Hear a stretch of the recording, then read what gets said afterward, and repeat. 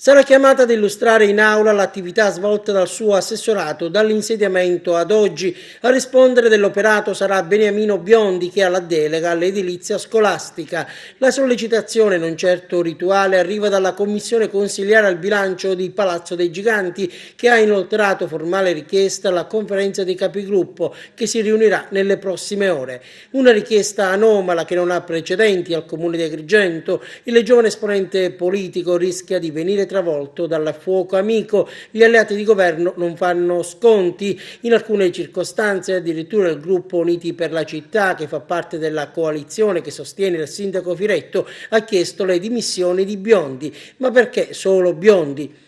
Il caso Gettonopoli, scoppiato nella precedente consigliatura, che lo aveva visto in prima linea a protestare, certamente non lo ha reso simpatico agli occhi della politica, ma soprattutto, ecco l'attacco che spesso gli viene contestato, non ha poi dimostrato conseguenziale coerenza. E poi la posizione in giunta ritenuta blindata. Infine il settore di cui si occupa è nevralgico ed è stato al centro in questi mesi di tante polemiche, tenuto conto che i diversi immobili che ospitano le scuole non sono tutti in sicurezza e privi di disagi. Intanto il presidente del Consiglio Comunale di Agrigento, Daniele Catalano, ha convocato una seduta in adunanza aperta, una seduta dedicata all'erosione costiera che si terrà il prossimo 21 febbraio con inizio alle ore 16. Lo scorso anno, aveva detto poche settimane addietro Claudio Lombardo di Mare Amico, riferendosi a Cannatello, sarebbe bastato solo qualche migliaio di euro, utile per frenare il fenomeno.